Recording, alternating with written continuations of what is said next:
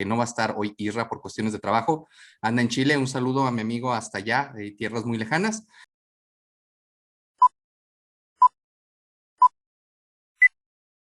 Hola amigos, bienvenidos a una edición más de La Silla del Director, y el día de hoy estoy muy contento. Bueno, primero comentarles que no va a estar hoy Isra por cuestiones de trabajo. Anda en Chile. Un saludo a mi amigo hasta allá, de tierras muy lejanas. Y el día de hoy estoy muy contento porque tengo a dos grandes amigos. Tengo a Alfa y a Márquez. Los dos, entre otras cosas, pues bueno, han dado clases y son muy conocidos por ser pensadores libres aquí en nuestra región. La verdad es que estoy muy contento, y el día de hoy vamos a tratar temas un poquito diferentes a lo que solemos hacer aquí en La Silla, y vamos a hablar del cine distópico. Pero antes de entrar en el tema, como siempre en la sección de noticias, me interesa saber ustedes qué opinan de todo esto, lo que ha sucedido en el juicio de Amber Heard y Johnny Depp.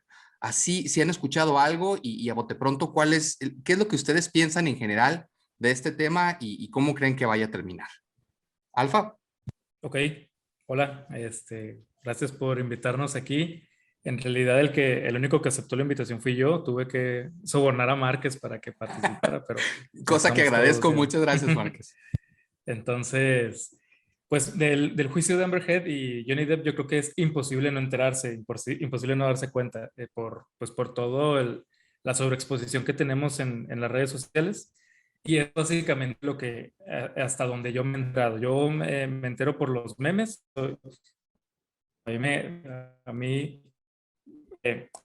memes, estoy feliz y soy buscador de memes. Y estoy perdiendo un poquito su video. ¿Me escuchan bien? ¿Me escuchan fluido? Sí, adelante, no te preocupes. Ah, ok. Dale.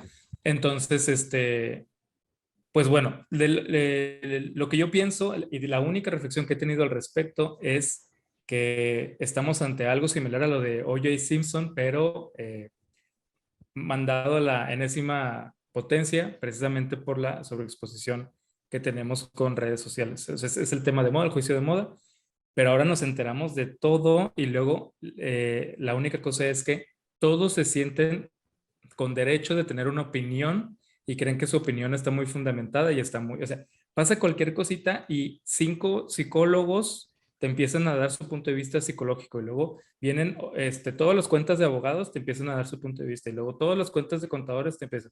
Y a mí me encanta todos los que se lo toman a broma y todos los que se lo toman y hacen memes graciosos, pero luego hay demasiados que se lo toman muy en serio y creen que su opinión es fregonzota. Creo que sí está bien, creo que las opiniones son válidas, pero me cansa. Eso es todo lo que puedo decir. Me cansa que todos estén dando una opinión así como, Y es esto es lo curioso que está que pasando, y finalmente esta es la todos reflexión que en redes tenemos que sociales tener. pensamos que tenemos el hilo de la verdad, ¿no? O sea, pensamos que nuestra opinión es la válida y nuestra opinión es la que realmente cuenta, y en base a eso también pones tus memes. Es muy interesante. Sí, Alfa, Sí, ¿tú eso sería. qué opinión tienes tú, Márquez, sobre este tema? Honestamente, creo que es similar. O sea, a mí lo que más me ha llamado la atención de este juicio es la atención que tiene. O sea, ahí se está viendo como de forma muy concreta, una, el poder de las redes sociales, pero también cierto efecto que tienen sobre nosotros, ¿no? O sea, de repente un tema de un juicio que podrá ser relevante hasta cierto punto, pero creo que la relevancia real como que explotó, ¿no? O sea, de repente es un tema que acaba teniendo la atención del público, y muchos otros temas quizás más importantes del momento pasan como segundo, tercero, cuarto plano, ¿no? Y yo creo que eso tiene que ver en gran parte a cierto punto con la naturaleza humana. Estamos agarrando un juicio que tiene como algunos tintes muy personales, y son las cosas a veces que nos captan la atención. Y esto pues está explotando a través de los medios, ¿no? O sea, mucha gente está haciendo ahí su alcancía con este tema. Pero bueno, más allá de eso, realmente no, yo no he tratado de seguirlo tanto, o sea, para serte honesto. O sea, por lo mismo, o sea, siento que es demasiada, se le ha dado demasiada relevancia.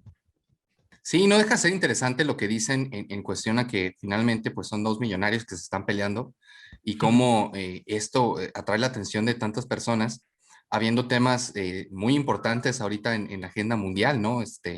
Pero bueno, hasta ahí dejamos el tema. El día de hoy vamos a hablar de algo súper interesante porque vamos a hablar de algunas películas y del cine y de esta distopía que tienen estas películas, ¿no? El cine distópico. Y voy a dejar que Alfa nos platique un poquito de primero qué es distopía y cuáles son los temas que vamos a tratar el día de hoy. Ok, excelente. La idea un poco de plantear el tema de cine distópico era casi nada más como un pretexto para poder estar aquí contigo, para poder platicar, ¿no? Entonces, en sí la distopía es muy interesante en el cine porque tiene muchas manifestaciones y tiene muchas expresiones y es cómo podemos abordarlo.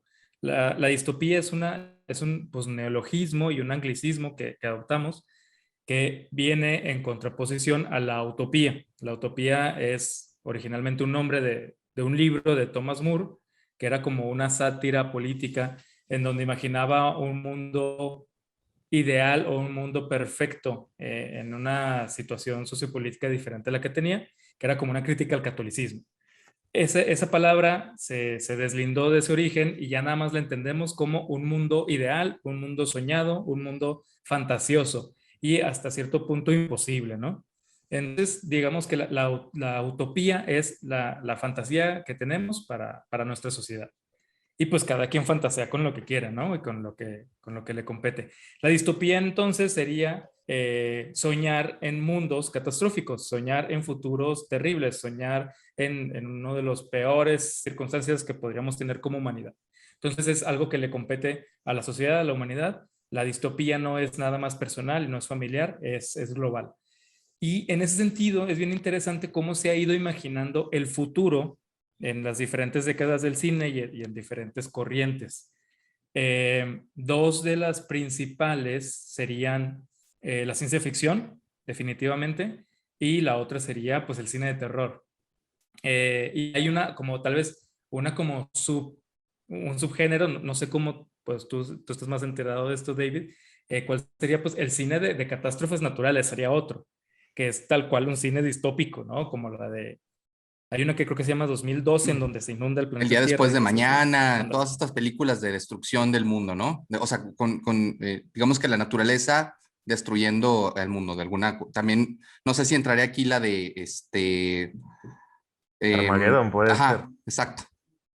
Sí. Anda, y yo creo que hasta podemos, por el mismo tipo como de situación, se puede meter hasta el King Kong original, Godzilla original, que son así, o Jurassic Park casi casi, o sea, es como la naturaleza se desborda, crea algo gigantesco y estamos a su merced. Pero entonces, si quieres hablar de eso, pues hablamos de eso. A mí no me atrae tanto ese cine por un que dijeran qué piensan al respecto. Y lo voy a tocar al respecto del cine de terror en zombies. Y es un género que no me agrada, que no me atrae, que no me brinda nada, ni en las series, ni en el cine, ni en los cómics, ni nada. ¿Por qué? Porque para mí la lucha del ser humano contra los zombies o contra los similares, que pueden ser muertos vivientes o puede ser lo que sea, es que los zombies representan una maldad pura, los zombies representan una maldad que no piensa. Es la lucha del hombre contra la naturaleza en ese sentido. Voy a decir algo medio feo, sería es como el hombre contra el cáncer, o sea, pues es algo que va creciendo, no piensa, nada más algo que va creciendo, te va invadiendo y te va matando y tu única, no tienes alternativa, la única solución es luchar contra ello, tratar de sobrevivir. No hay un enfrentamiento, digamos, de lo que nos hace seres humanos ahí. No hay un espejo del hombre contra el hombre, no hay un crecimiento, no hay un desarrollo. Entonces, ya Joseph Campbell lo había dicho, que todas las historias en el mundo que han quedado, todas las historias que importan, todas las historias que han sido fundamentales para las culturas, para las civilizaciones y para el individuo, para el ser humano como individuo, son historias del hombre contra sí mismo, son historias del ser humano con su propia condición en donde tiene que morir y tiene que resucitar. Morir simbólicamente en el sentido en que la persona que inició la aventura no es la misma que puede terminar con el suceso, no es la misma que puede cumplir el cometido. Tiene que haber una transformación, esa transformación implica que se muera la persona que inició la aventura y renace en la persona que va y ya ponle lo que quieras, va a llevar el tesoro, va a matar al dragón, va a rescatar a la princesa, va a encontrar la cura del virus, lo que tú quieras. Esas son las películas que a mí me llaman la atención, digamos, en donde lo que llamamos el camino del héroe, donde hay un enfrentamiento del hombre contra sí mismo y contra su propia condición. No tanto un ser humano o un grupo corriendo contra güeyes así que quiero tu cerebro, no puedo pensar, porque para mí siempre es la misma solución, o sea, sobrevivir. Pero luego si sobrevive, ¿qué? O sea, sobrevive, pero ¿qué nos dice que su vida vale la pena ser vivida? Igual y está viviendo en un mundo que no vale la pena vivir, está viviendo en un mundo con otros 4 seres humanos rodeado de 750 millones de zombies que pues mejor, igual y ya mejor descansa, o sea, para Oye, mí, sí te escucho. ¿te parece si cortamos aquí el tema? Porque me parece muy interesante lo que diga Márquez y ahorita seguimos con esta cuestión de las otras películas que traemos, porque me parece súper interesante lo que planteas de inicio de... Primero, les quisiera preguntar, y ahorita Márquez, ¿por qué últimamente, los últimos 10 15 años, tenemos tanto cine distópico? Es decir, tantos directores y tantas personas que se dedican a hacer cines y series. El tema es que nos vamos a morir y que muy pronto el mundo se va a acabar. O sea, es muy interesante porque la mayoría de las películas se trata de eso. O sea, es muy interesante porque habla de nuestra condición y de cómo siempre estamos esperando el siguiente Armageddon, ¿no? Yo discrepo un poquito en lo que tú comentas de las películas de zombies, porque eso era como que de las películas antigüitas. Las últimas películas que hemos visto y las últimas series, la serie más famosa sin duda alguna, pues obviamente fue The Walking Dead. Y lo interesante de Walking Dead, más allá de que terminó siendo algo terrible y asqueroso, debió haber terminado en la segunda temporada, es que te planteaba que lo más importante era que ellos sobrevivieran contra las otras personas. Es decir, una vez que el apocalipsis inició, no era de que, ay, pues ahí vienen los zombies, porque finalmente pues era algo, entre comillas, fácil de sobrevivir, sino de que van a venir otras personas y nos van a quitar el alimento, van a venir otras personas y van a querer violar a las mujeres que están con nosotros, van a venir otras personas y nos van a querer matar, van a querer tener nuestro territorio. Entonces era una lucha de ver, incluso a ver a quién aceptaba yo para que estuviera en mi grupo. Y había temas interesantes, como se planteaban, uno de ellas estaba embarazada y decía, bueno, es que debería yo de tener a este bebé aquí. O sea, como tú dices, ¿realmente el mundo vale la pena como para que yo luche por traer a este bebé aquí o será mejor que lo aborte para que no esté en este mundo? Entonces, pues en ese sentido me parecía bastante interesante.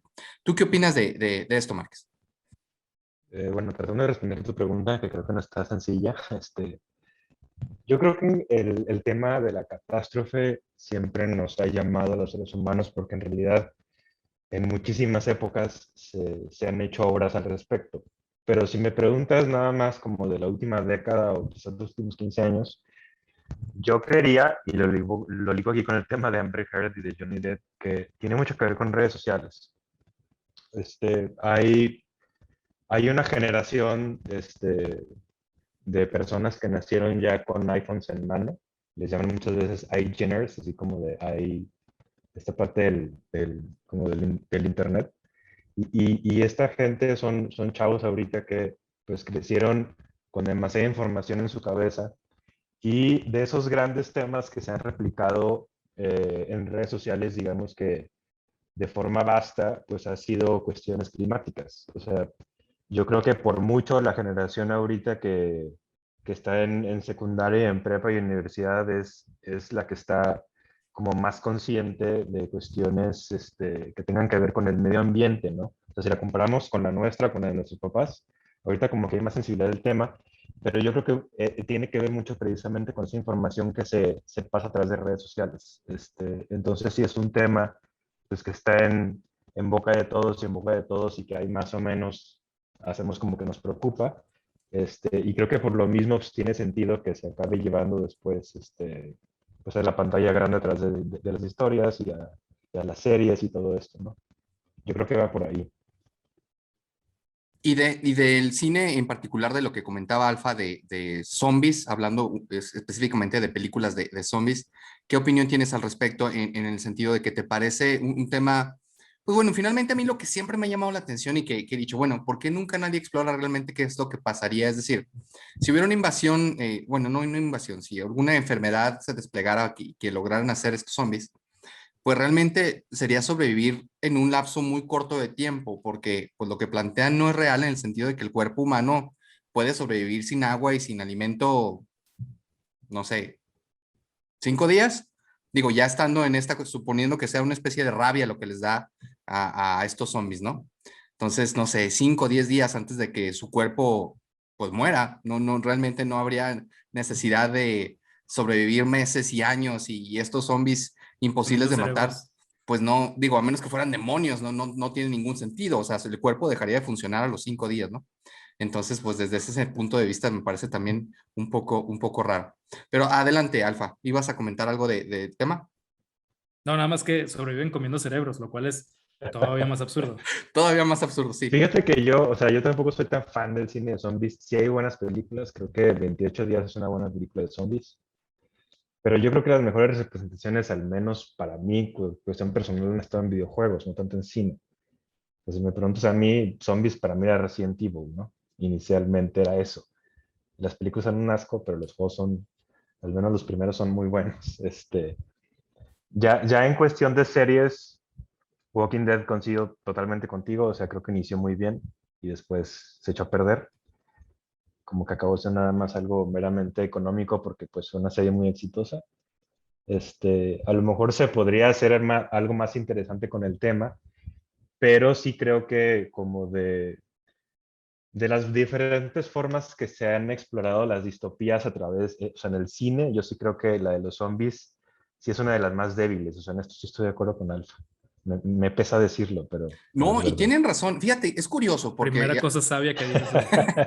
hablando de las series, por ejemplo, lo que hicieron con el personaje principal de The Walking Dead era muy interesante porque al principio él era alguien que tenía un sentido de la ética muy grande y él siempre buscaba ayudar a los demás y buscaba que nadie muriera y tenía este sentido que fue cambiando durante las primeras 3 temporadas, ¿no? O sea, cuando tiene que matar al primer ser humano, digamos que no es zombie, pues vemos cómo sufre, ¿no? Y cómo sufre esta transformación y cómo llegar a la tercera temporada, que fue la última que vi, pues ya realmente lo que él buscaba era que sobrevivieran los demás y no importaba el método, ¿no? O sea, no importaba si tenía que matar a 3, 4 personas, o sea, siempre y cuando las personas que estaban a cargo de él sobrevivían, ¿no? Entonces, en ese aspecto era interesante porque era una especie de camino del héroe al revés, es decir, su código moral tuvo que cambiar totalmente a pesar de lo que él sentía para que pudieran sobrevivir, ¿no? O sea, vio cómo se murió su esposa, cómo tuvo que matar a su mejor amigo, que tenía una aventura con su esposa, y todo esto era muy interesante ver cómo lidiaba esto el héroe.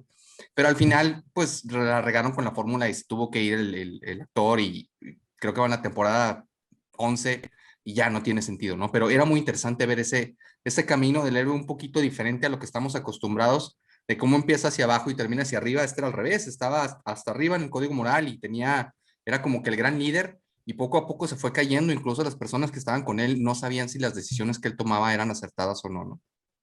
¿Qué digo acá? Digo, no sé qué opina Alfa al respecto, pero en muchas obras distópicas, o sea, en realidad, la parte más interesante es explorar el fenómeno humano, ¿no? O sea, en este caso, los zombies son un pretexto para poner a los personajes humanos en un contexto muy complicado y o sea, ver de qué forma se va a manifestar diferentes aspectos de ser un ser humano, ¿no? Y eso le pasó a él, a fin de cuentas. O sea, esta vida que él tenía antes de este conflicto zombie, pues era otra que le permitía hacerlo de una manera distinta, ¿no?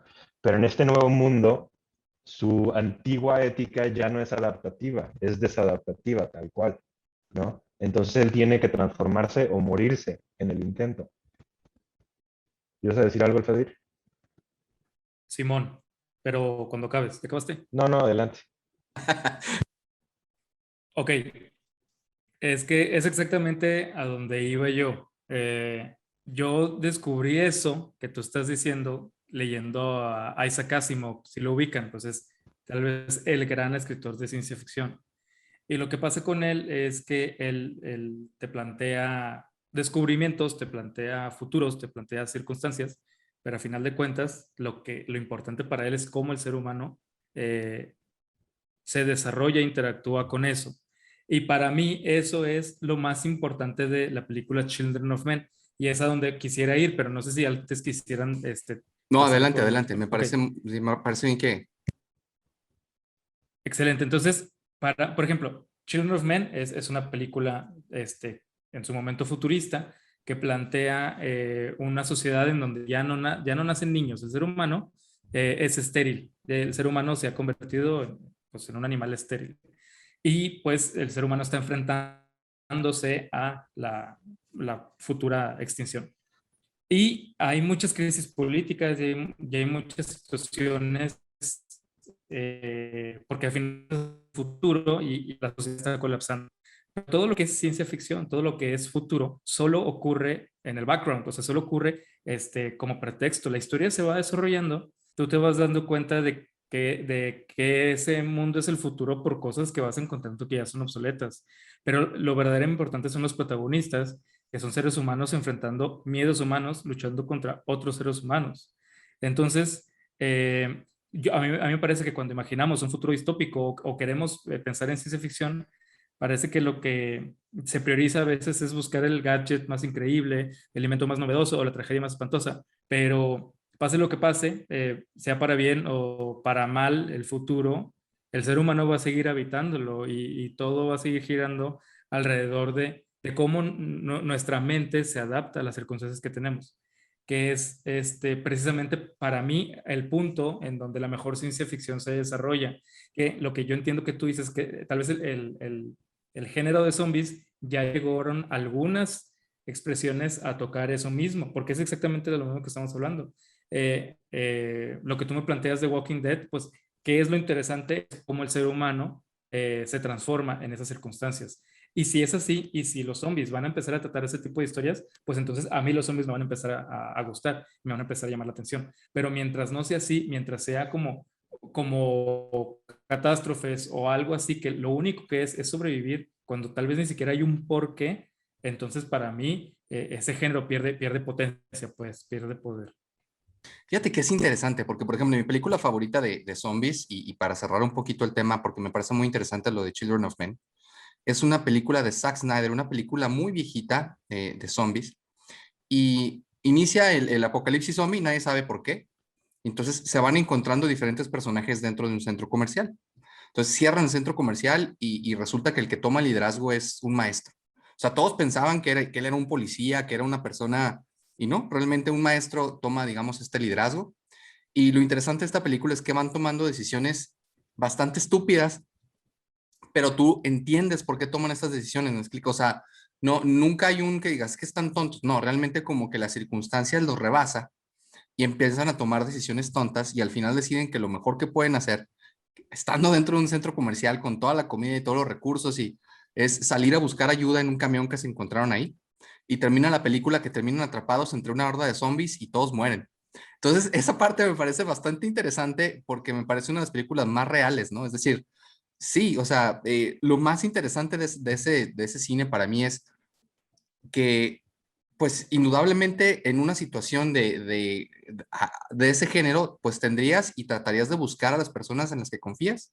Tratarías, si se puede y si no, pues estar con un grupo de personas para tratar de sobrevivir y qué decisiones tomas para poder sobrevivir, ¿no? Y todo es como que muy inmediato, o sea, es muy difícil pensar en esa situación de que, bueno, a ver, en un mes, no, o sea, a ver cómo le hago para sobrevivir la noche, ¿no? Entonces es Sí, interesante sí, ver cómo sí. los diferentes personajes tienen que ponerse de acuerdo y cómo nos cuesta bastante, y sobre todo cuando hay líderes, ponerse de acuerdo en toma de decisiones que en este caso pueden ser de vida o muerte, ¿no?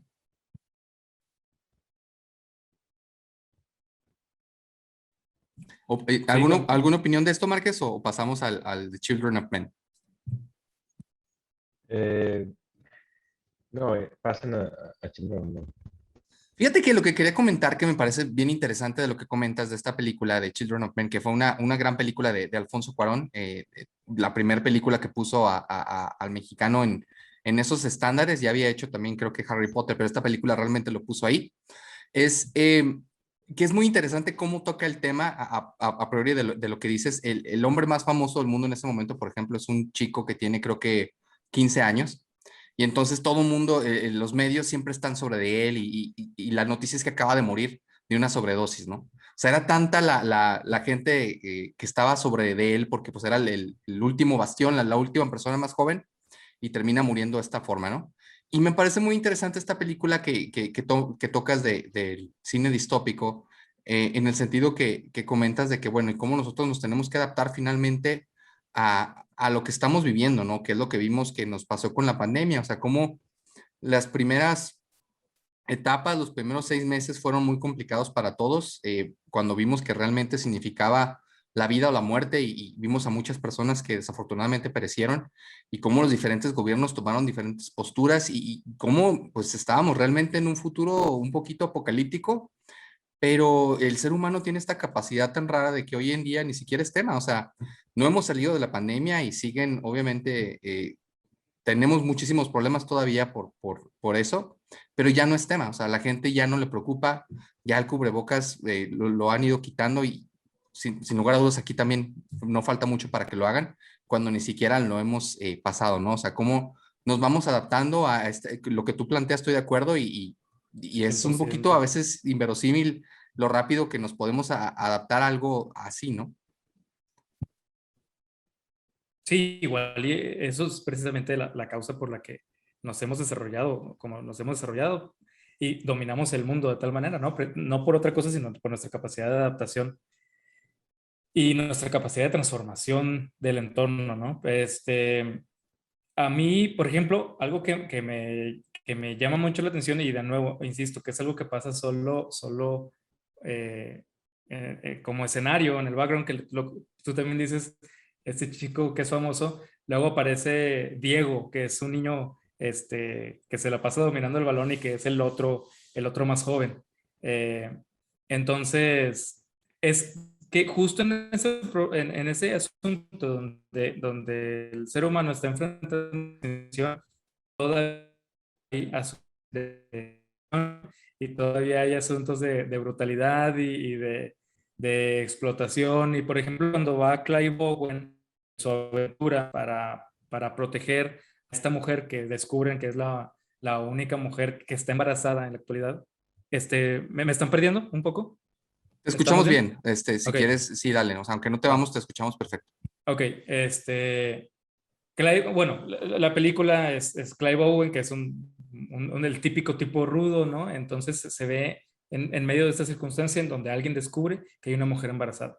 Y él se ve envuelto en las circunstancias de tener que salvarla. ¿Por qué? Porque si la gente se entera que que está embarazada, pues obviamente todos van a querer tener control, poder sobre ella. Es demasiada el poder que se puede tener, tanto político como económico, como absolutamente de todo. Y el problema también es que es negra. Entonces también hay mucha gente que puede que no quiera que los niños que nazcan pues sean negros. Entonces, Clive Owen está ahí y cuando lo vemos en esa aventura, vemos que hay gente enjaulada, que hay muchísima gente que está encerrada en grandes jaulas y gente que la están torturando, que la están golpeando, solo porque están tratando de emigrar para buscar trabajo.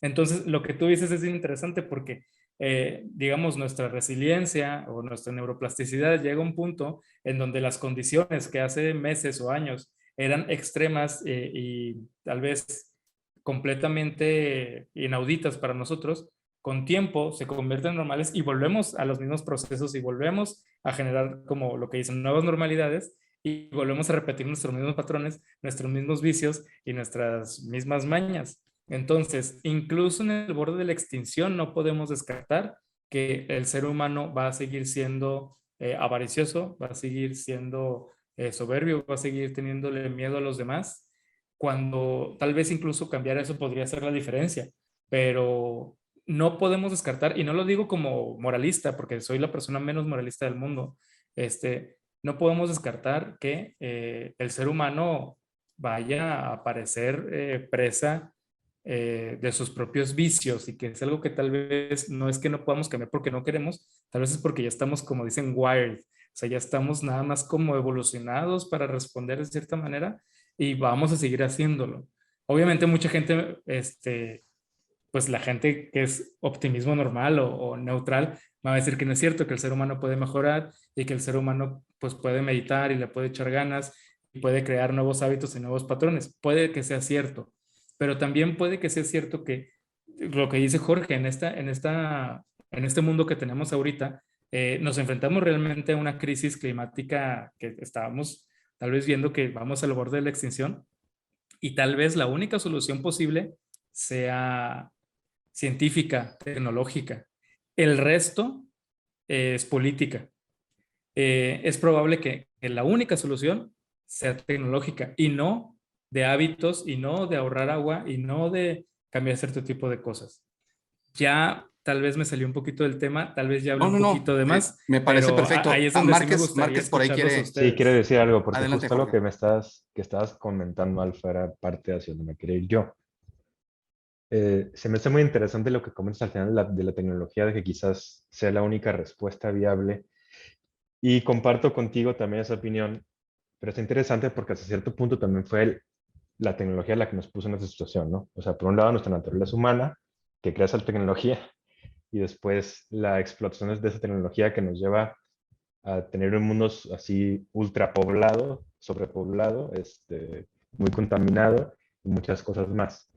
Y hace rato que hablabas como de este concepto de lo distópico, lo que yo estaba pensando y me quedé analizando es que hay un filósofo que se llama Jean-Jacques Rousseau que habla un poco, bueno, de muchas cosas, pero una de ellas es de la naturaleza del ser humano, ¿no? O sea, de decir si los seres humanos tendemos a ser más buenos, más malos o más neutrales por naturaleza. Y parte de la conclusión en la que él llega es que somos buenos por naturaleza, pero que la sociedad nos va corrompiendo. Y mientras esa sociedad acabe siendo más refinada y también se podría decir, o sea, más avanzada en cuestiones tecnológicas y más refinada en cuestiones artísticas, por ejemplo, y filosóficas, peor estamos los seres humanos, ¿no? Más nos vamos pervirtiendo. Y está muy interesante porque él justo se muere cuando va a empezar pues la gran industrialización en Europa. Y la industrialización empezó a crear, sí, muchas oportunidades que antes no existían en el mundo, pero también empezó a crear ciudades muy sucias, ciudades muy contaminadas, empleos muy peligrosos hasta para niños, o sea, meter a los niños a las minas. Entonces, de repente algo empezó como a despertar la conciencia de ciertos seres humanos que empezaron a visualizar esas problemáticas que la tecnología estaba trayendo y que la revolución industrial estaba creando, ¿no? O sea, no solo era como este ángel que venía a salvarnos, por ejemplo, del hambre, al mismo tiempo también podía ser ese demonio que nos iba a empezar a contaminar el mundo y que también iba a empezar como a alienar a la gente, a darles vidas que a lo mejor fueran vidas que se acercaran cada vez más hacia lo artificial. Y si nos lleváramos este mismo como idea y la exploráramos todavía más a profundidad, pues vean lo que acabó pasando después de la revolución industrial, ¿no? Tuvimos grandes guerras donde se creó la bomba atómica y de repente la bomba atómica nos llevó a una guerra fría y en esa guerra fría justo descubrimos lo que acabó siendo después la revolución digital. Y yo creo que muchas historias de esas distópicas, y en especial pues el cyberpunk, acaba siendo como esta unión de la revolución industrial y de la revolución digital y explorar en dónde demonios se queda el hombre en todo eso, ¿no? Y cómo, cómo esa combinación acaba alterando no solo al mundo, sino a los seres humanos que nos acaba haciendo. Porque ya sabemos que en esas historias el mundo se arruina, ya sea por zombies, como ya lo hablamos, pero también puede ser pues por la tecnología misma, ¿no?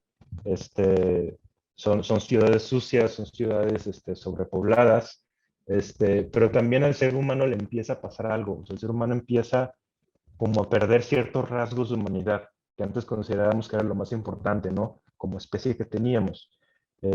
Y creo que una obra que lo explora muy bien son las películas de Blade Runner, las dos, en conjunto con la novela en la que está basada.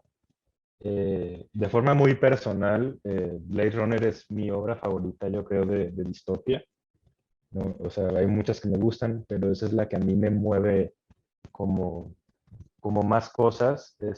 Y es que no solo te pintan un mundo muy interesante, como terriblemente bello, pero sobre todo pone un gran conflicto justo en qué es aquello que nos hace seres humanos, ¿no? Y si esa humanidad se puede replicar o si esa humanidad también se puede perder. Eh, Antes como de explorar más a detalle, no sé si quieren mencionar algo ustedes de lo que acabo de decir. Me parece muy interesante y natural que vayamos a ese tema, porque pues qué triste que estamos muy lejos de Volver al Futuro y estamos muy cerca de Blade Runner, o sea, realmente nuestro futuro cercano, ¿no? O sea, nosotros nos imaginábamos que a lo mejor en este tiempo y en los próximos 10 años íbamos a tener muchos problemas resueltos y la verdad es que estamos teniendo problemas cada vez más serios y más difíciles de resolver. Ahorita con lo que dijo Alfa, nada más me vino a la mente una película que estrenaron en Netflix hace poco que se llama Don't Look Up, No mires arriba, con Leonardo DiCaprio, que trataba un poquito de eso, de cómo nosotros ya estamos tan metidos en la cuestión de redes sociales que platicábamos al inicio con el juicio de Amber Heard, etcétera, que perdemos un poquito, parece como que estamos dentro de un videojuego y se nos olvida que somos frágiles y que en cualquier momento podemos perecer, ¿no? O sea, como en esa película, que obviamente es una sátira, pues sí, o sea, parece que nos están diciendo, hace poquito realmente salieron unos científicos a decir que estamos o sea, en un tiempo en el que si no hacemos cambios importantes, más que nosotros, las grandes corporaciones en cuestión del agua, de la contaminación, etcétera, pues sí estamos destinados a morir. Y la gente lo veía y yo veía que no estaba, pues nadie comentaba de eso, o sea, realmente no nos interesa, no está en nuestra, es como en esta película, muy bien. Y ahora pasemos al juicio de Amber Heard. O sea, realmente a nadie le interesa, a nadie le importa.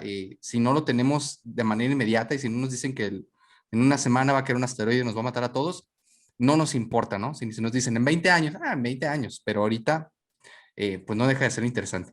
Y sí, pues yo quiero saber qué opinas tú, Alfa, porque me parece muy buen tema el que pone Márquez. A mí me da miedo un poquito ver, sobre todo en la Blade Runner, la primera, creo que estamos muy cerca de ese futuro, porque en la segunda por lo menos ves un uso de la tecnología maravilloso, que pues la verdad pues está muy cerca creo que Japón y nada más. Los demás, sobre todo acá en Latinoamérica, estamos muy lejos y sí estamos muy cerca de ese futuro triste, gris, tecnológico, pero cada vez más deshumanizado, ¿no? De nuestra sociedad. ¿Qué opinas? Bueno, solo me gustaría decir unas dos cosas de Blade Runner ya para dejar que Márquez desarrolle. Simón Márquez. Adelante. Ok, voy a parar esto para que no esté muy, muy lento. Hablando justamente de que para mí lo interesante es el individuo dentro de las circunstancias, cómo se desarrolla el ser humano.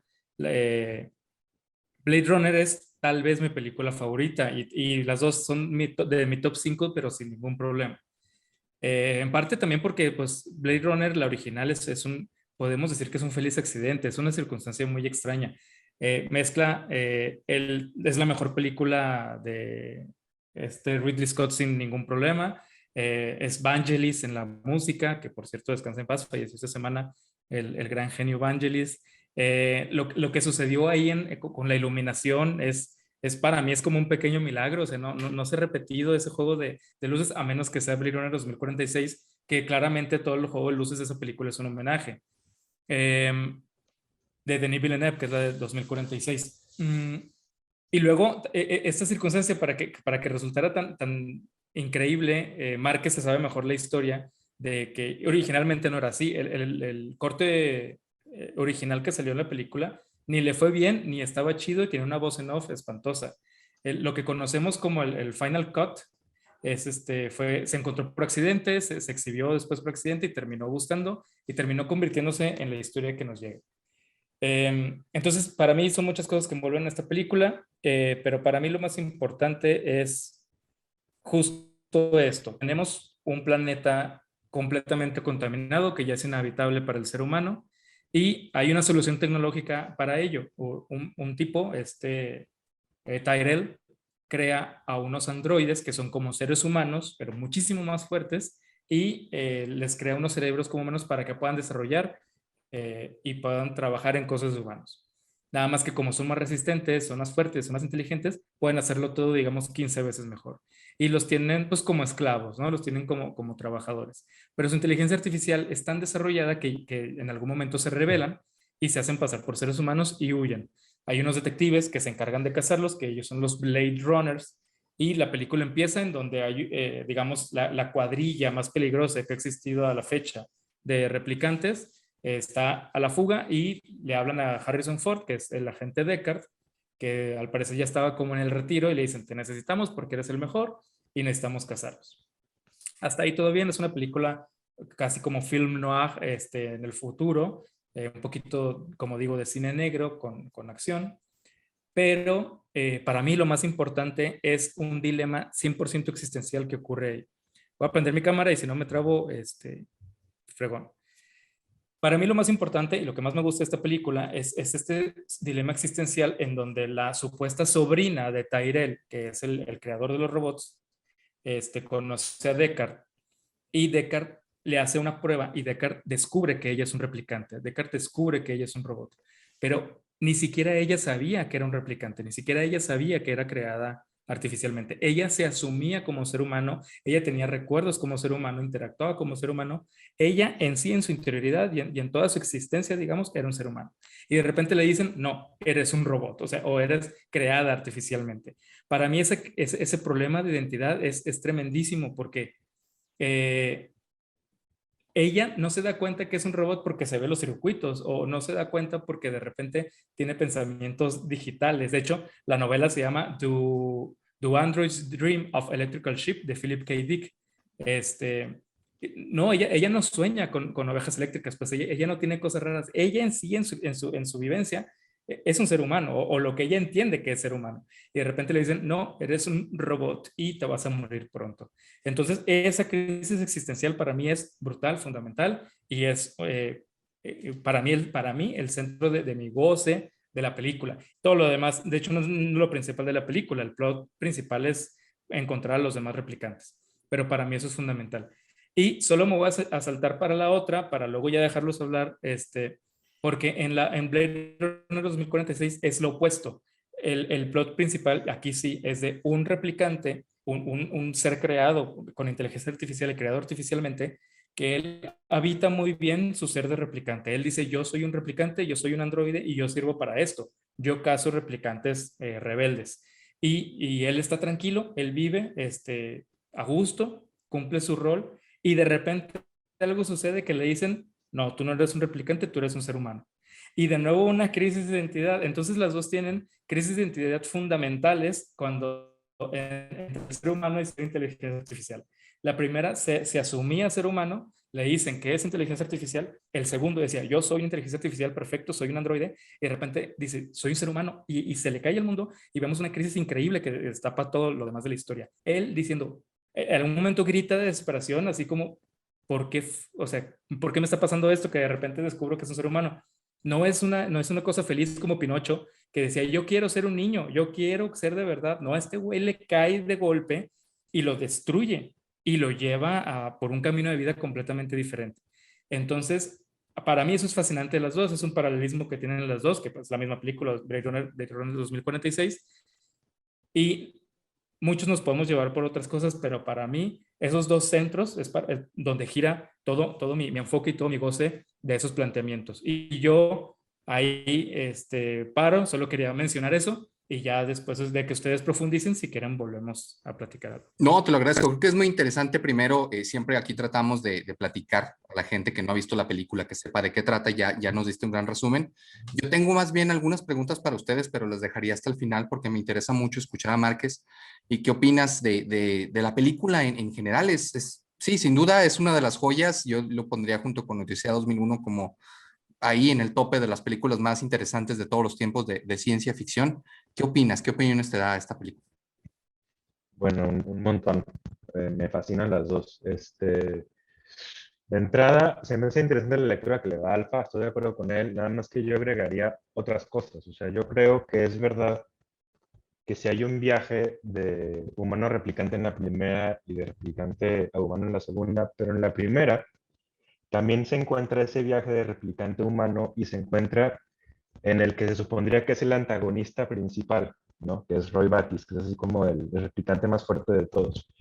Él en realidad, yo no sé si ustedes sabían esto, pero el actor siempre creyó que él era el personaje principal, así siempre vendió la idea. Cuando le contaba a alguien acerca de la película, él se emocionaba y él sentía que en realidad el personaje principal no era Harrison Ford, era él, porque el viaje del héroe se entendería más en Roy Batty y no tanto en Deckard, ¿no? Sí. Este, y nada más para poner algunos datos que ayuden a entender esto. O sea, acuérdense que los replicantes, como dice Alfa, sí los crearon para ser esclavos. O sea, como que de repente hay un momento en que los seres humanos ya no aguantamos explotar hacia personas, pero lo solucionamos creando seres que son idénticos a nosotros, bueno, más fuertes, pero también piensan y sienten, ¿no? Para explotarlos a ellos. Y estos replicantes nada más vivían 4 años. Es muy interesante porque no vivían más de 4 años para que no se rebelen, y en las actuaciones de los replicantes se veía como que eran niños, o sea, eran seres humanos recién llegados a la Tierra, en cuerpos de adultos. Entonces, en ese viaje de esos replicantes, por lo que ellos estaban revelando era pues porque querían vivir más tiempo, ¿no? Y eso es algo, creo que muy humano. Hay un poema ahí de Borges que menciona, entre todo lo que dice, hay un espejo que me ha visto por última vez, hay una puerta que he cerrado hasta el fin del mundo, ¿no? O sea, los seres humanos tenemos vidas cortas, podremos hacer cosas maravillosas y pensar cosas geniales y sin embargo estamos destinados todos a morirnos. Lo que decía Heidegger del cepa de la muerte, ¿no? Una vez que un ser humano nace es demasiado viejo ya para morir, está listo para morirse, así somos frágiles. Entonces, si te tomas en serio esa mortalidad, tienes que enfrentar la vida de una manera diferente, ¿no? Y para un replicante que acaba de llegar a la Tierra, bueno, no a la Tierra, más bien a la existencia de las colonias donde esté, pues obviamente ha de ser tremendamente duro darse cuenta que le quedan 4 años de vida, ¿no? Y se acabó. Ahora sí que para ellos todas las puertas que abren las cierran por última vez, casi, casi. O sea, están listos ya para morirse. Entonces, en ese viaje como de intentar vencer esta mortalidad, que al final no se consigue. Al final de la película, Roy Batty, el replicante principal, tiene a su merced a Deckard, al personaje de Harrison Ford. O sea, tiene ahí, Deckard es así colgado, así de una barra de un edificio muy alto. Y lo que decide hacer Batis es salvarlo. Lo salva. Y esto es muy importante porque se supone que los replicantes no eran empáticos, no podían desarrollar empatía. En la película hay un test psicológico que lo que hacía era tratar de darse cuenta quién era replicante y quién era humano, porque era diferente hacer esa distinción. Y lo que hacía ese test era hacer preguntas que estaban en el fondo probando la empatía de la persona. Y si la persona fallaba era porque no era empática, y si no era empática era o porque era replicante o porque era psicópata, nada más, ¿no? Los psicópatas sí tienen emociones. Lo que pasa es que los psicópatas no tienen empatía, es diferente. O sea, yo me puedo poner triste o enojado por algo que me pasa a mí, pero no me voy a poner triste o enojado por algo que le pasa al Fadir, ¿no? Es la diferencia. Entonces, en teoría, estos replicantes no podrían mostrarle empatía a otro ser humano, y al final de la película se ve cómo Roy Batty siente esta empatía frente a Deckard y lo salva antes de morirse. O sea, reconoce a Deckard como ese otro igual a él, ¿no? Como ese otro ser humano en esta tierra que está aquí por un rato y que se va a morir, y decide cuidar su vida cuando no debería de hacerlo. Entonces, al final de la película, el personaje más humano de todos acaba siendo él, el replicante. O sea, Blade Runner es un mundo que está lleno de seres humanos que parecen psicópatas. Y está muy interesante cómo en esa historia de repente algunos de los que acaban pareciéndose más humanos acaban siendo los replicantes con el tiempo. ¿Puedo complementar lo que estás diciendo? Sí, claro. Otra muestra, yo no lo había pensado así, la verdad, pero otra muestra, o sea, no lo había pensado como tú, pero como he visto la película un chorro de veces, puedo encontrar algo de lo que tú dices. Otra de las muestras de que se ha humanizado es que al final, en su discurso, que tú sabes bien que el discurso final, que es el más famoso, el de Tears in the Rain, es improvisado por el actor. Ajá. En ese discurso, él se está dando valor a sí mismo por lo que vivió y por lo que experimentó y por lo que va a dejar, lo que se va a perder de su vida, de sus experiencias. no por lo que valía como trabajador y no por lo que valía como productor, que es lo que es un replicante a final de cuentas. Y muchas veces el ser humano es lo que somos. No queremos dejar el mundo porque no queremos dejar de experimentarlo, no queremos dejar de vivirlo. Lo dice también Kierkegaard. Entonces, él es eso. Él dice, ya no, esto se va a perder como lágrimas en la lluvia. Y es por eso que él lamenta su muerte, no por otra cosa. Entonces, es para mí otro ejemplo de lo que tú estás diciendo. Claro, de hecho, digo, es algo muy humano, ¿no? O sea, no sé si les ha pasado a ustedes, pero en mi vida, que he tenido algunas pérdidas de personas que sabían muchísimas cosas desde niño, yo me cuestionaba eso, o sea, como alguien que podía conocer tanto, o sea, todas esas vivencias, experiencias en donde quedan, ¿no? Y es ese momento de Roy Batty en donde lo está aceptando, le está doliendo, pero a fin de cuentas es eso, lo acepta, y en esa aceptación reconoce a Descartes como otro, o sea, se reconoce él mismo a través de reconocer a Descartes, ¿no? Y en esos momentos yo creo que se convierte en un ser humano, tal cual. Eh, la segunda película creo que me gusta todavía más, y a lo mejor eso es poco, es un sacrilegio decirlo, pero a mí me fascina la segunda película. Y en la segunda película creo que exploran todavía más elementos que plantea la primera película, pero lo hacen todavía más personal. A mí la segunda película se me hace una película más personal, o sea, más de conocer este viaje de Kay, que es el principal, o de Joe, y a través de eso explorar un montón de temas, ¿no? Como dice Alfa, está muy interesante ver cómo él se sentía muy a gusto siendo replicante y en el momento en que cree que puede hacer otra cosa, entra en una crisis. Pero más allá de eso, esa película se me hace genial porque en realidad te hace cuestionarte muchas cosas. O sea, por ejemplo, a mí me hace hacer, por ejemplo, un análisis interesante de lo que es la identidad y de lo que es el amor y de lo que es la libertad. Por ahí en esa película hay una relación interesante entre él y Joy. ¿Se acuerdan de Joy? Joy es una especie como de inteligencia Inteligencia. artificial, pero ella sí es completamente sintética. O sea, ella no tiene un cuerpo. Un poco parecido a lo que pasa en Hair, ¿no? En la película de Joaquin Phoenix. Ese tipo como exploración. Y está interesante porque el personaje de Joy sí tiene conciencia, pero ella está programada para enamorarse por completo de la persona que la compra, en este caso de Joe. Entonces, ella tiene que querer hacer y pensar todo lo que él quiera, ¿no? Se parece un poco, había un filósofo, Jean-Paul Sartre, que decía un poco que el amor era eso, que el amor era imposible entre seres humanos, porque en realidad lo que era como si yo dijera, yo quiero que mi pareja quiera todo lo que yo quiero y haga todo lo que yo quiero que haga y diga todo lo que yo quiero que diga, pero que lo decida de forma libre, ¿no? Bueno, Joy sí es eso para la persona que lo compra. Entonces, Joy está completamente condenada a amar a Joe. Y en ese sentido, no es un amor libre, ¿no? Y podríamos decir que no es un amor verdadero, pero yo tengo mis graves dudas porque creo que los seres humanos a cierto punto también estamos un poco determinados en ese tema y en muchos otros, ¿no? O sea, los seres humanos tampoco decidimos de quién nos enamoramos y tampoco decidimos de quién nos desenamoramos, simplemente nos pasa, ¿no? Y este tema no solo se explora con Joy y con Kate, también se explora con Rachel y con Deckard. En la segunda película, acuérdense que Rachel y Deckard tienen un hijo. Y eso es interesante porque se supone que los replicantes no podían tener hijos. Y si ya eres un nacido, entonces en teoría ya serías un ser humano con un alma. Así se expone. Este, y esa relación de amor que vemos en la primera película, pues se cuestionaría con los mismos datos porque en la segunda película, Wallace, que acaba siendo como el Tyrell, pero más psicópata, eh, le, le hace pensar a Descartes que quizás él fue creado justamente para enamorarse de Rachel y para tener un hijo. O sea, para romper esta barrera de los replicantes que no podían procrear.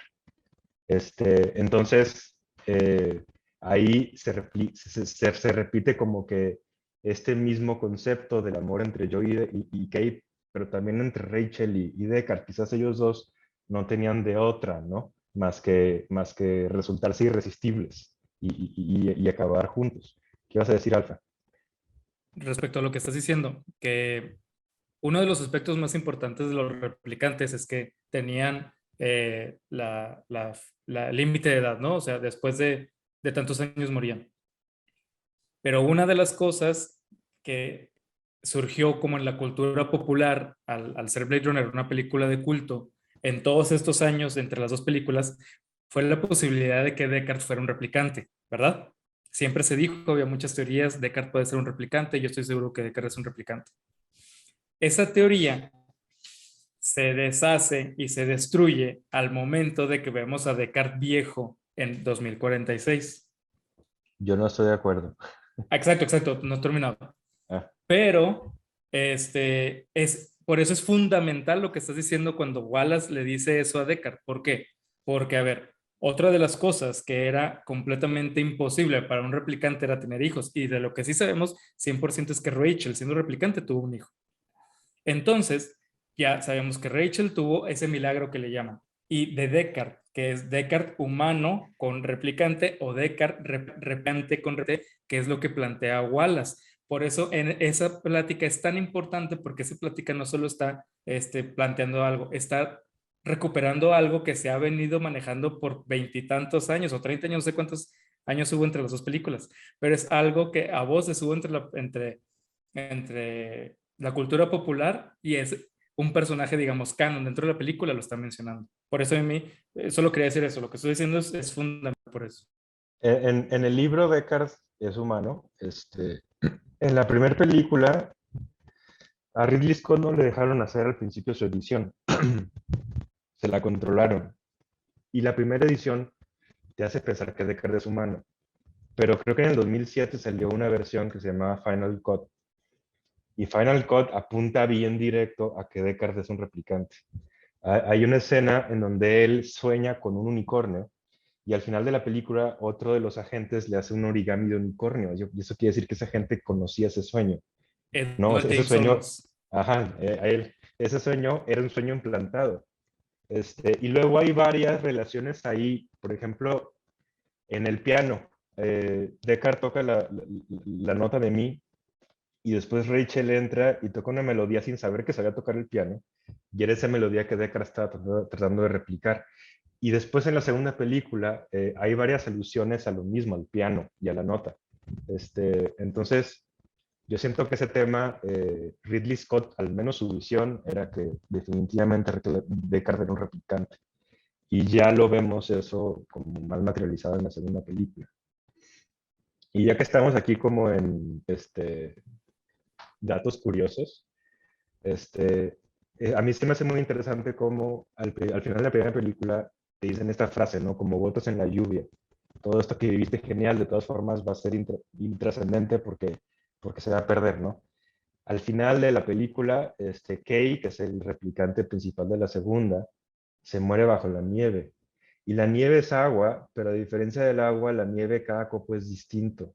Entonces, este replicante que empezó siendo como un número de serie y que acabó siendo algo único, como un ser humano tal cual.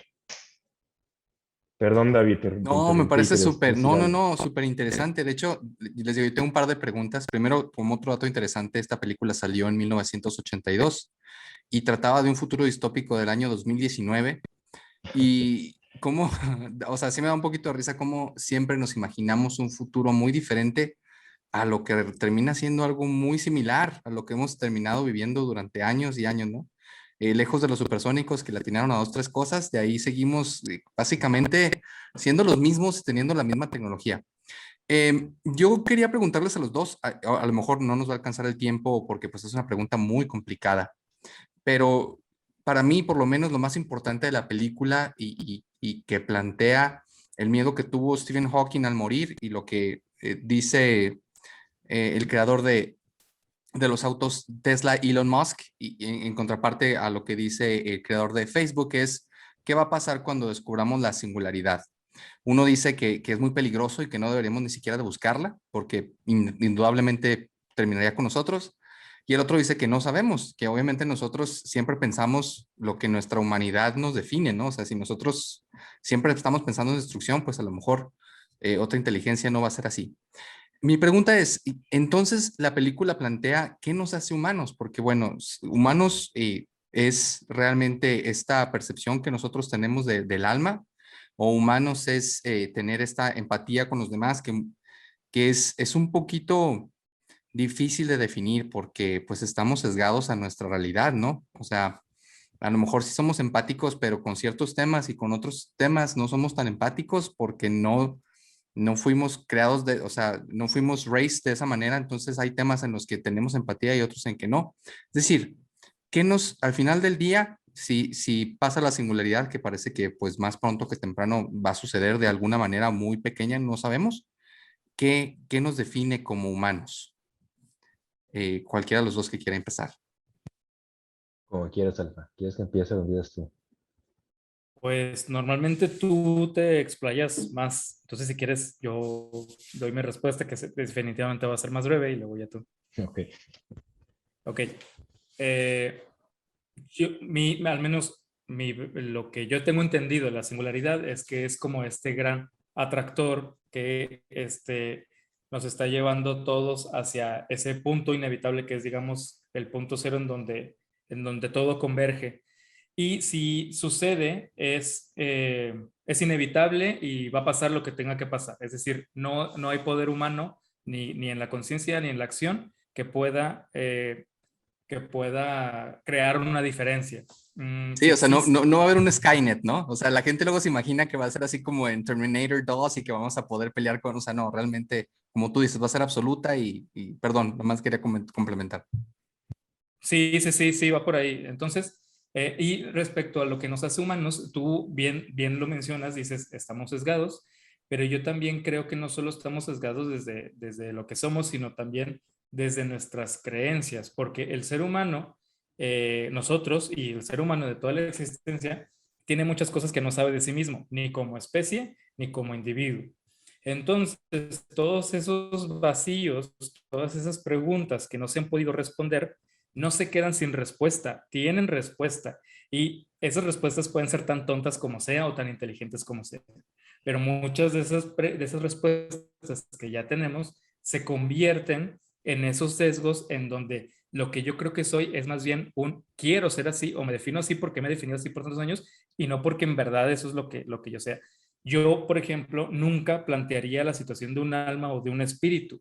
Yo como ser humano medio racional que soy, a veces pretendo ser racional, eh, eh, me guío por esos fundamentos en la mayor parte de mi vida y para todo les pido evidencias y para todo pido pruebas. ¿Por qué? Para hablar de un alma no pido evidencias y por qué para hablar de un alma no pido pruebas. Para mí tiene que ser igual y yo no tengo ninguna evidencia ni ninguna prueba de que tenemos alma o espíritu. Por lo tanto, ante la duda no me voy a decantar a decir que sí, prefiero quedarme con la duda. Entonces, nunca voy a plantear que tenemos un alma porque no está comprobado. Entonces, sí, eso es algo que yo solo podría decir hasta que estuviera comprobado. Por lo tanto, no le puedo poner ese requisito a alguien más o a algo más, que es justo, creo que un poco hacia donde tú vas. O sea, ¿cómo le podemos exigir a un robot que tenga alma cuando yo no sé si tengo? Y en realidad, yo sí creo que más bien somos como máquinas biológicas, es decir, que todos nuestros procesos y todas nuestras funciones son más, digamos, utilitaristas o son más performativas o son más que intencionadas, conscientes y que están creadas por un fin último que es alabar al Señor o llegar al final bonito. Creo que si hay una intención detrás de nosotros, es la misma intención que la de las piedras y la de los árboles y que no somos tan especiales como creemos. Entonces, ¿qué es lo que nos hace seres humanos? Yo lo único que diría es, no lo sabemos, pero por lo tanto no le podemos decir a otra cosa que no lo es. Cuando llegue la inteligencia artificial debemos tener mucho cuidado porque sí creo que los debemos de tratar con todo el respeto y con todo el criterio y con toda la atención y deferencia del mundo como tratamos a otras cosas conscientes y como o como debemos tratar a las cosas sintientes, ¿no? Entonces, porque luego si nos ponemos sangroncitos, pues luego resulta que tampoco somos lo que creíamos que éramos. Eso sería mi respuesta. Muy Márquez. bien. Sí, bueno, yo voy a empezar con lo que creo que es la naturaleza humana ahorita y después cómo la singularidad lo puede destruir. O sea, bueno, más que destruir, creo que lo va a mutar. Eh, Yo también creo, siendo concreto, que sí somos máquinas biológicas. O sea, sí ha habido un debate muy largo acerca del alma y todo lo demás. Pero ya ahorita con todos los descubrimientos que tenemos, sobre todo en neurociencia, o sea, ahorita ya sabemos, por ejemplo, que si una persona le dañas una parte del cerebro que está aquí, detrás de los ojos, esa persona no va a poder regular bien sus emociones, ¿no? Y es algo, por ejemplo, que tienen muchos psicópatas. Ya sabemos también que si de repente nos arrancan un pedazo de cerebro que está aquí en el costado, la memoria que tenemos se nos va a empezar a reciclar, así como Dory. O sea, cada un minuto y cachito, la memoria que tenemos se nos recicla. Todo eso no pasaría si pudiéramos almacenar las memorias en un alma o en otro lado, ¿no? Y a final de cuentas creo que sí podríamos entender que parte de nuestra identidad está anclada a las memorias, que es algo que Blade Runner explora, porque en Blade Runner originalmente los replicantes no tenían memorias y luego les implantaron memorias para controlarlos mejor. O sea, la memoria sí es parte de nuestra identidad, es algo muy importante. Y no es lo único, yo agregaría, o sea, los seres humanos, parte de nuestra naturaleza como diría Heidegger, estoy de acuerdo con Ernesto, es ser con los otros, o sea, tomamos identidad gracias a los demás también. Un ser humano solo no podría desarrollar una identidad compleja, no podría. O sea, somos una especie que agarramos entidad y complejidad a través de los números y tenemos ahora sí que muchas conexiones sociales. Y aparte de esto, también diría que definitivamente el hecho de que somos mortales y que somos, que somos conscientes de esa mortalidad. O sea, los seres vivos y los seres humanos, junto con nosotros los seres humanos, pues también son mortales, pero no saben que lo son. Nosotros sí lo sabemos. Y el hecho de que lo sabemos, creo que cambia profundamente nuestra forma de entendernos, nuestra forma de sentir, nuestra forma de vivir.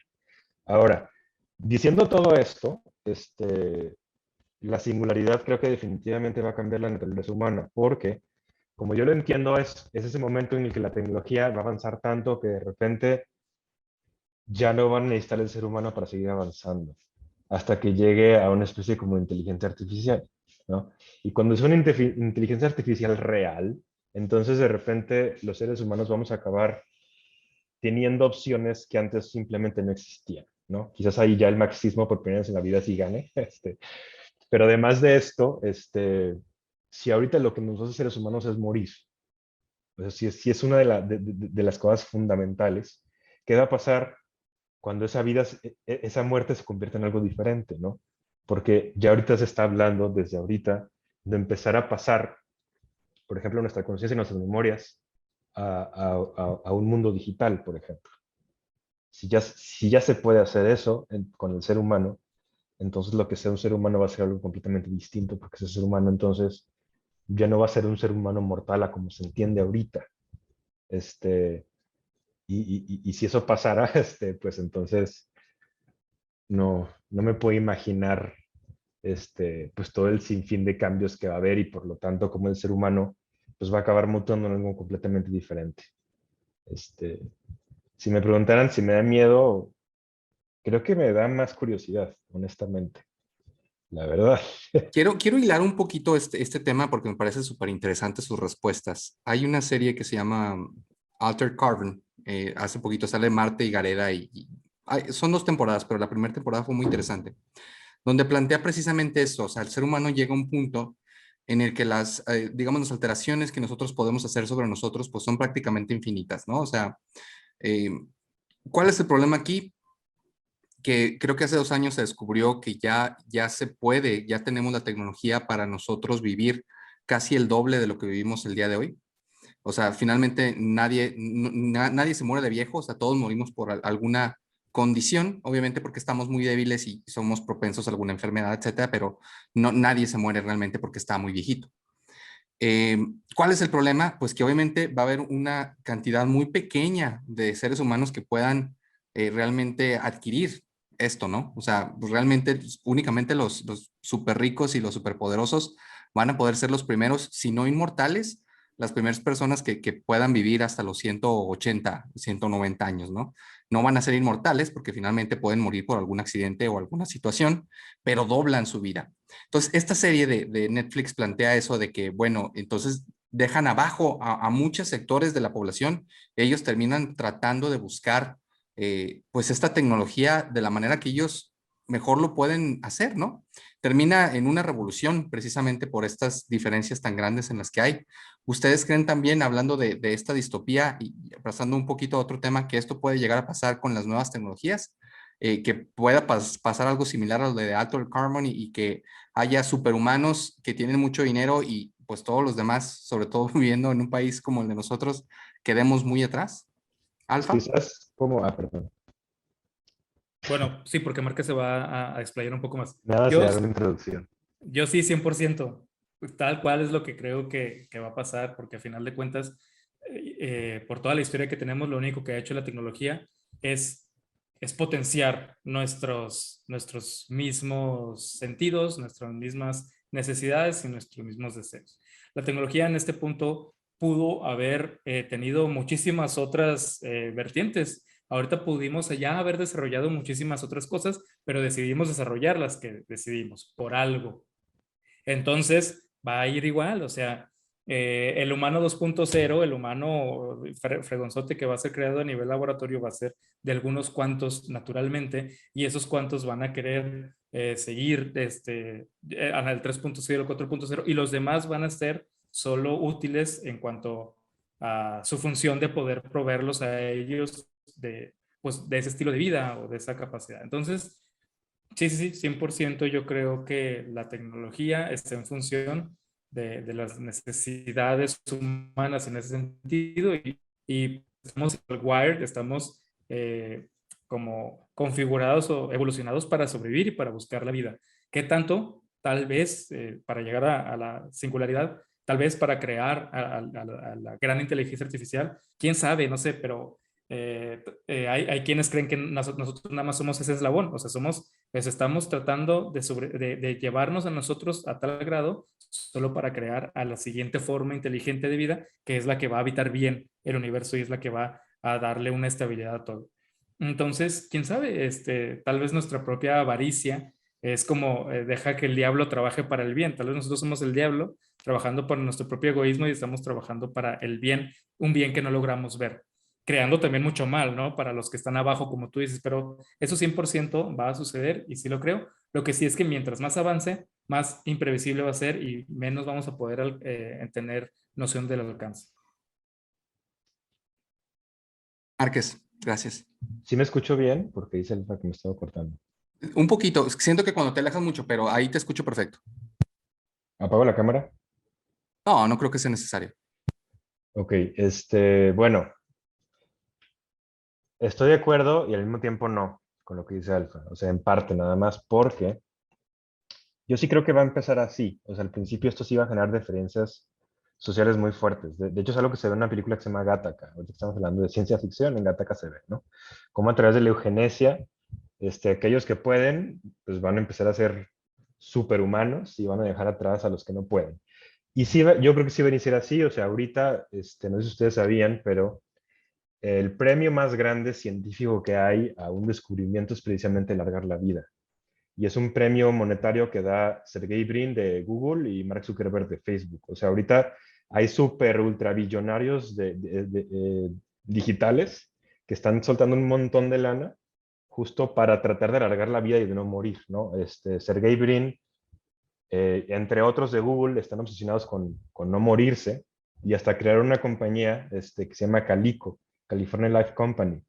Y esa compañía se dedica todos los días nada más a ver cómo alargamos la vida hasta que ya no podamos morirnos. Disculpa que te interrumpa aquí, o sea, eso parece de ciencia ficción, ¿eh? O sea, la Sí, verdad sí, es que qué increíble que lo que me estás diciendo está en la vida real, wow. sí, está Es, cañón. uh-huh.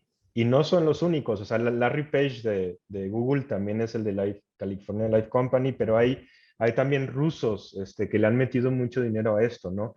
Que están haciendo prototipos para pasar la mente humana a cuestiones digitales, etcétera.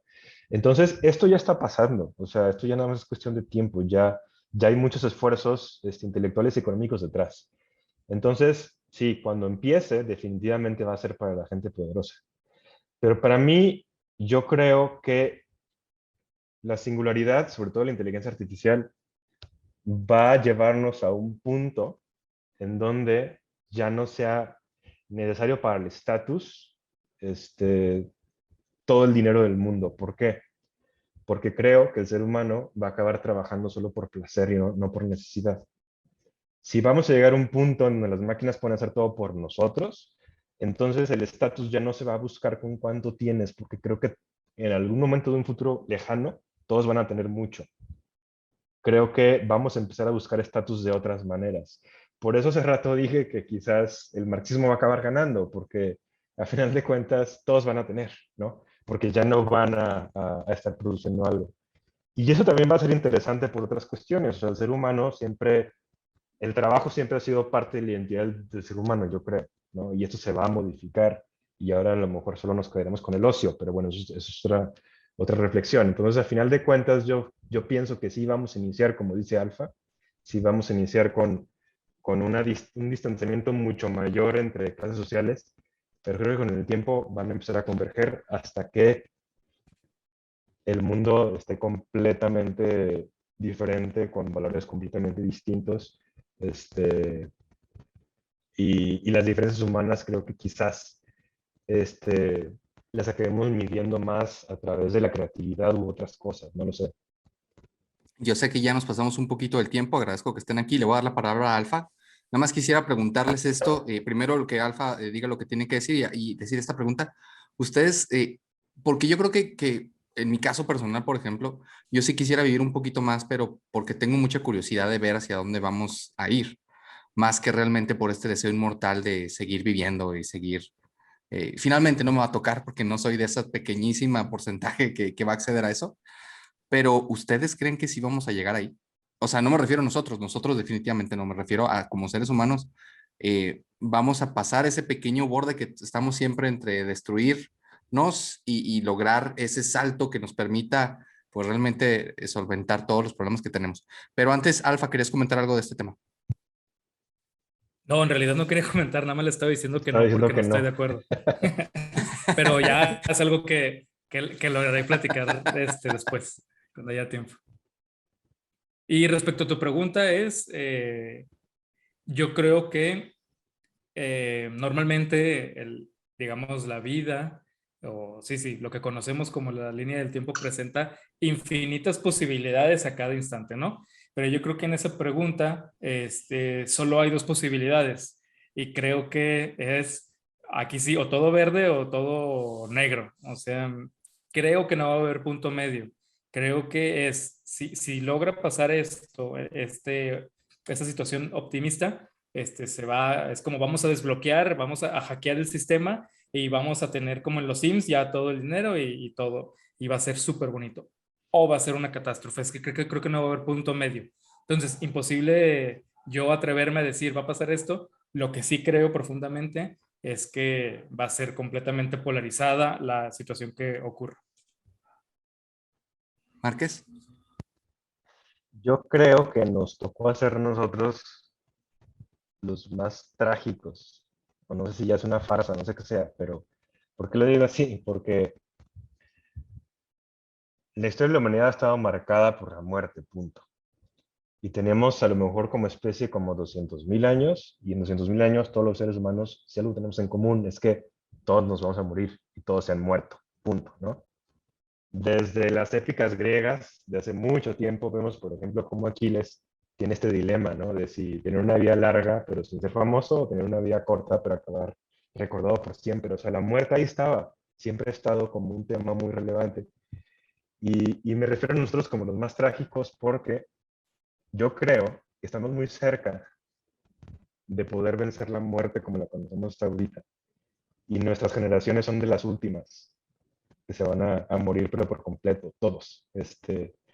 Entonces, se me hace por un lado fascinante, pero también a veces a mí sí me da curiosidad, como tú dices, David, de decir, o sea, ¿qué va a pasar? ¿Cómo va a ser el mundo en 100, en 200, en 500 años? Y no lo vamos a poder ver, ni sentir, ni experienciar. Y a lo mejor unas cuantas generaciones adelante de nosotros, algunos de ellos ya empiecen a tener esa opción, ¿no? Entonces, ahora sí que quizás era una carrera de 100 metros y nos vamos a morir en el metro 99. Ya pudiendo visualizar lo que viene, además. Como Moisés O sea, que viendo es lo la tierra peor. prometida. Sí. Yo también lo Pero creo, igual que ustedes, nos vamos a quedar ya, o sea, viejitos de 80 años igual y si llegamos y va a estar ahí la tecnología, y no vamos a llegar. Y luego va a haber un nerd supermillonario en esas generaciones que va a ver este podcast, le va a fascinar tanto que nos va a recuperar, va a jalar nuestras conciencias, a ustedes los va a poner en unos robots perronzotes y a mí en mi propio cuerpo porque ya es perfecto y ya vamos a estar de regreso. Unas cabezas con agua como Futurama. Oigan, amigos, no, pues nada más agradecerles, ya me extendí bastante, la verdad es que platicar con ustedes es muy padre y yo les agradezco mucho, ojalá y no sea la última vez que vengan al podcast. Como último punto, quisiera recomendarles a ustedes dos y obviamente a todo nuestro público una serie que había recomendado hace mucho tiempo, que trata precisamente de este tema que se llama Tales from the Loop.